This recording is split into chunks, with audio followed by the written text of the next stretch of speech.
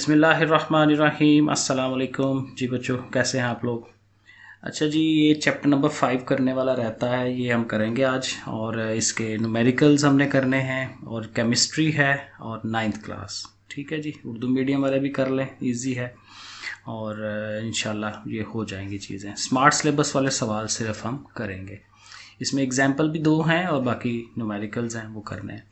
Okay जी, तो पहला numerical क्या है, convert the following units. Convert करना है, किसको किस में कन्वर्ट करना है, ये उसने लिखा हुआ है। 750 डिग्री सेंटीग्रेड है, उसको हमें केल्विन में लेके जाना है।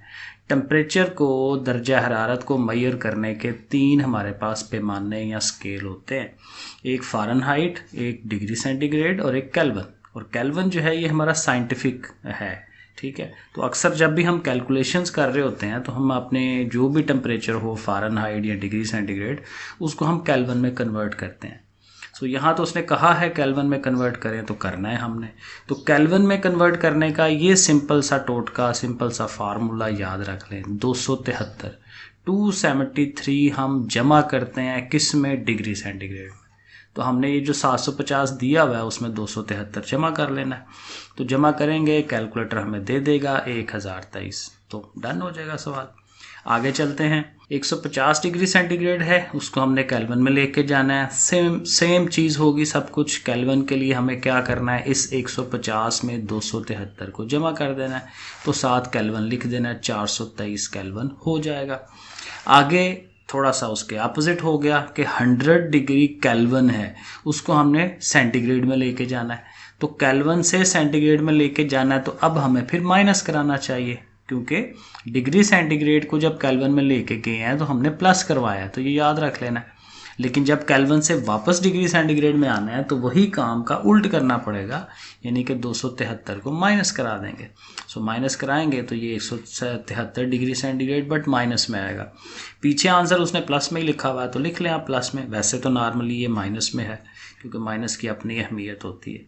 सो बहरहाल अगर वो नहीं लिख रहे बुक वाले तो आप भी रहने दें, मत लिखें। इसी तरह 172 केल्विन है, तो उसको डिग्री सेंटीग्रेड में लेके जाना है, तो वही काम होगा। 273 माइनस करवाएंगे, 101 आंसर आ जाएगा। माइनस में आ रहा है, नहीं लिखना तो ना लिखें, प्लस लिख लें, क्योंकि बुक में उसने प्लस लिखा हुआ है। क्वेश्चन नंबर 3, ये बड़ा क्वेश्चन आ गया, पढ़ के देख लेते हैं क्या लिखा हुआ है। A gas at pressure 912 mm of Hg। Pressure को मैयर करने के 2 हमारे पास मेथड्स हैं यहाँ पे। एक mm ऑफ Hg है, या ज़ाहिर है इसकी पूरी पीछे थ्योरी है, तो और दूसरा मेथड है एटमॉस्फेरिक प्रेशर का, ठीक है। तो ये इनको आपस में हम कन्वर्ट करते रहते हैं।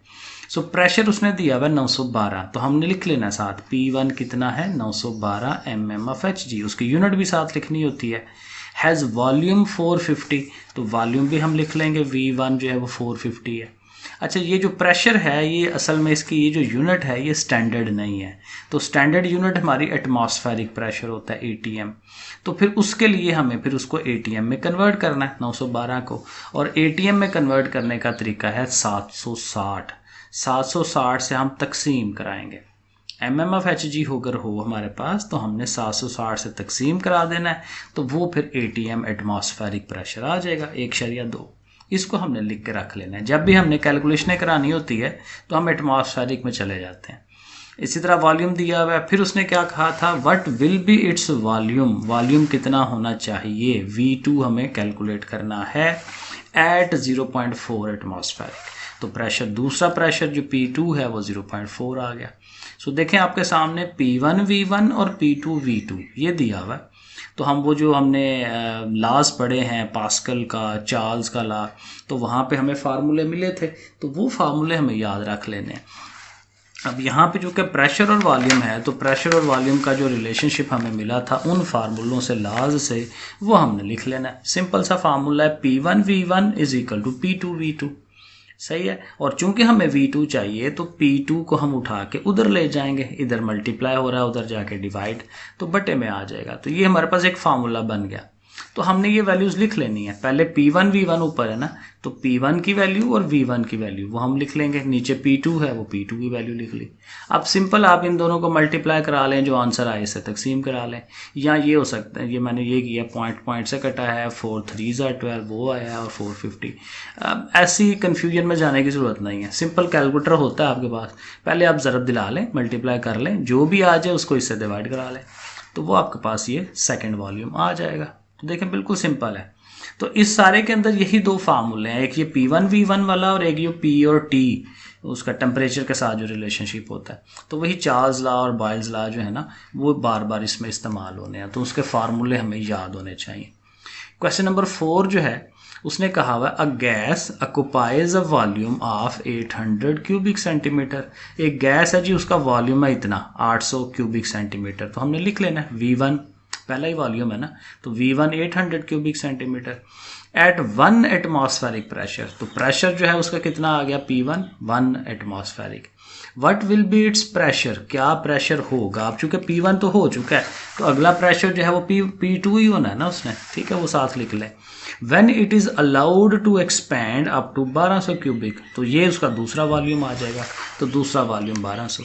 तो फिर वही formula P1 V1 P2 V2 वो लगाएंगे, और प्रेशर अब हमें चाहिए अगर, तो V को उठा के उधर ले जाएंगे, तो वो भी उसी तरह डिवाइड में ही जाएगा, बटे में जाएगा उसके, ठीक है। अब फिर वैल्यूज़ लिख लें, P1 की वैल्यू 1 थी, V1 800 था, V2 1200 था, और फिर 800 एक बार 800 ही होता है, और 1200 से डिवाइड कराएं, तो अगर आपने वैसे 0 0 कटवा दें, ठीक है, 8 और 12 है, तो 4 2s are 8 और 4 3s are 12, तो 2/3 बन जाता है।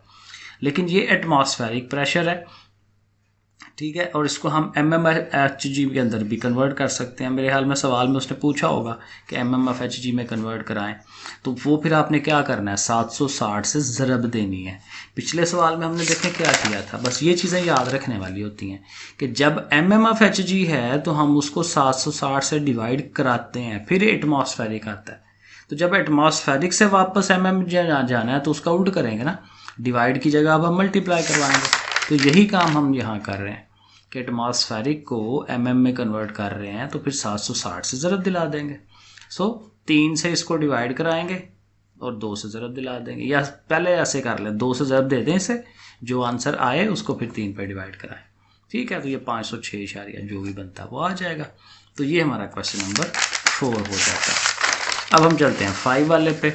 5 वाला है तो बड़ा लिखा हुआ, लेकिन चीज़ वही है सब कुछ।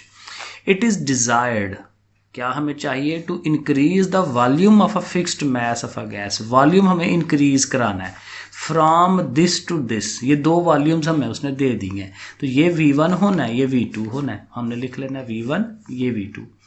While holding the pressure constant, अब यहाँ प्रेशर कांस्टेंट है, प्रेशर बीच में नहीं इन्वॉल्व होगा। What would be the final temperature, final temperature यानी सेकंड टेम्परेचर हमें कैलकुलेट करना है, और अगर उसका इनिशियल टेम्परेचर 23 डिग्री है, T1 23 हो जाएगा, ठीक है। तो ये देखें आपके सामने V1 V2 और T1 T2, तो ये दोनों इन्वॉल्व हो रही हैं। लेकिन टेम्परेचर का मैंने पीछे बताया था कि टेम्परेचर हमेशा केल्विन में होना चाहिए, तो डिग्री सेंटीग्रेड है उसमें 273 जमा करेंगे, 296 हो जाएगा। अब चीज़ें सीधी हो गई हैं, फार्मूला लगाएं। अब यहाँ फार्मूला है V1/T1 is equal to V2/T2, ठीक है, और हमें क्या चाहिए था T2, तो आप मल्टीप्लाई क्रॉस मल्टीप्लाई, T2 ने इसके पास चले जाना है, T1 ने इसके पास चले जाना है, वो ऐसे आ जाएगा। और चूंकि हमें T2 चाहिए तो T2 को अकेला कराएंगे, तो उसके साथ क्या है V1, तो V1 उठ के फिर उधर ओवर में चला जाएगा, सही है। तो देखें क्या हम कर रहे हैं, पहले ऐसे क्रॉस मल्टीप्लाई, ऐसे और ऐसे, ठीक है, T2 और V1 और V2 और T1, और फिर बाद में जो है वो हमें T2 को अकेला करा लेना है, V1 को उठा के नीचे ले जाना है।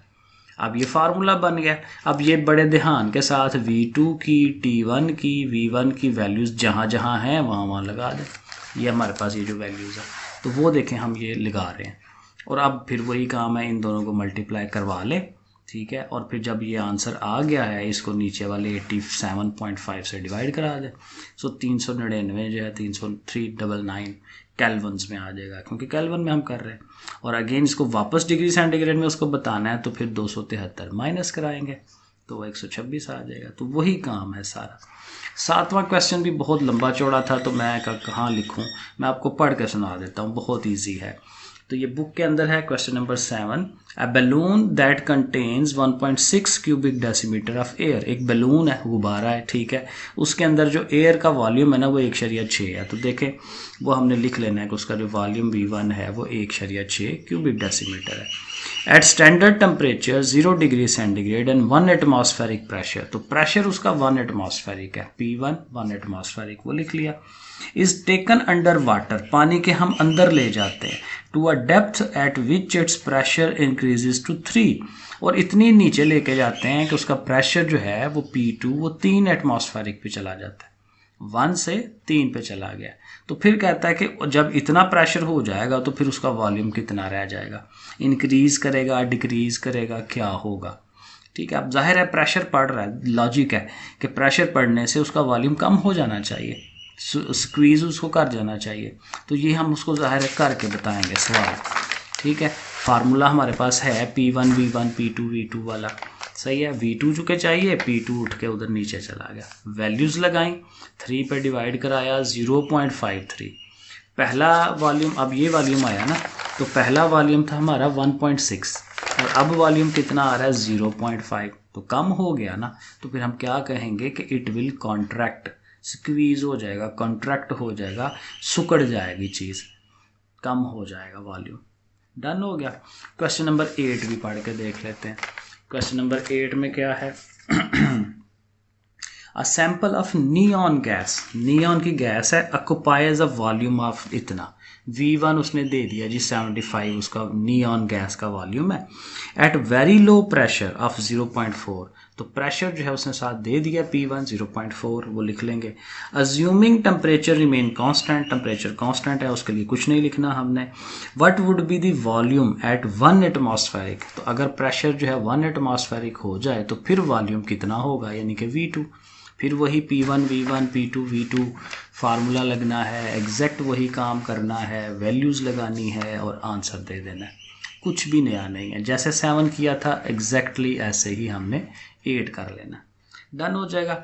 9 वाला भी ऑलमोस्ट वही चीज़ है, पढ़ लेते हैं उसको।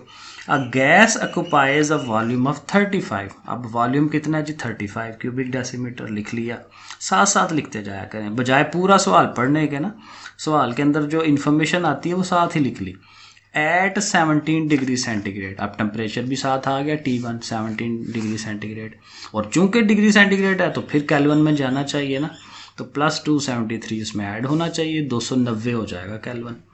फिर आगे क्या कहता है, if the gas temperature rises to 34, अब टेम्परेचर बढ़ के 34 चला जाता है, 17 से 34 हो गया, डबल हो गया। ठीक है, लेकिन चूंकि अगेन केल्विन में कन्वर्ट करना है तो वो 307 हो जाएगा। और फिर कहता है कि इसका फिर वॉल्यूम कितना होगा, सेकंड वॉल्यूम कितना बनेगा। अब यहाँ उसने पूछा हुआ है कि चूंकि देखें टेम्परेचर 17 से 34 पे चला गया है, तो जाहिर है कि टेम्परेचर डबल हुआ है, तो क्या वॉल्यूम भी डबल होगा कि नहीं होगा। हम उसको बताएंगे भाई नहीं होगा। उसकी रीज़न ये है कि टेम्परेचर हम इस तरह से नहीं लेते, हमें केल्विन में चाहिए। तो केल्विन में पहले टेम्परेचर 290 है, अब 307 है, डबल तो नहीं हुआ ना, थोड़ा सा ही बढ़ा है, तो इसलिए ये डबल नहीं हो सकता। तो हम ये नीचे लिख देंगे कि volume will not be doubled as absolute temperature is not doubled, absolute temperature double नहीं हुआ तो वॉल्यूम भी डबल नहीं हो सकता। अब उसको करके वैसे बताएंगे कि एक्चुअल वॉल्यूम है कितना। तो ये V1 T1 वाला जो फार्मूला है वो हम लगा लेंगे, V1 over T1 V2 over T2, फिर वही क्रॉस मल्टीप्लाई कर लें, T1 इसके पास चला जाएगा और T2 उसके पास चला जाएगा, और हमें क्या चाहिए V2, तो T1 को उठा के उसके ओवर में ले जाएं। तो ये फार्मूला आ गया V1 T2 T1, ये वैल्यूज़ हमने लगा देनी है और फिर हल करा लें, वही तरीका, ऊपर दोनों को ज़रब दिलाएं, इससे डिवाइड करा दें तो 37। ठीक है, तो बस ये आंसर है इसका कि डबल नहीं हुआ ये। ठीक है जी बच्चों, ये अच्छा हाँ, तो ये इसके साथ इसकी 2 एग्जांपल्स भी हैं जो आपके स्मार्ट सिलेबस का हिस्सा है, तो वो मैं आपको यहाँ से समझा देता हूँ। ठीक है, ये यहाँ पे एग्जांपल आएंगे, आई थिंक 5 हाँ ये देखें 5.3 करने वाली है और 5.4 करने वाली है, और जो हमने ये फार्मूले अभी पढ़े हैं वही फार्मूले यहाँ पे हैं।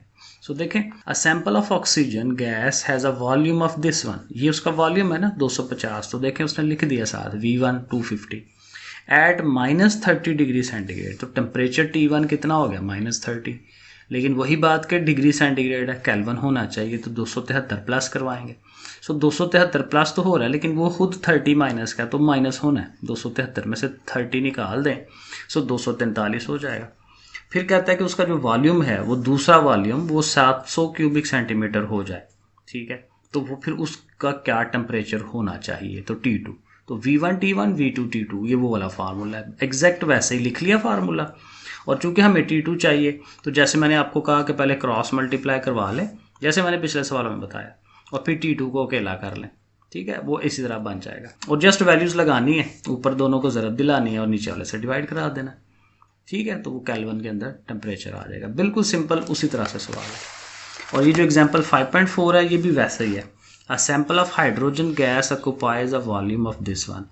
V1 जो है 160 क्यूबिक सेंटीमीटर है एट 30 डिग्री है, केल्विन में कन्वर्ट किया 273 प्लस करके, ठीक है। If the temperature rises to 100, अब सेकंड टेम्परेचर 100 हो गया, उसमें भी 273 जमा कर लें, 373 हो जाएगा, और वॉल्यूम चाहिए।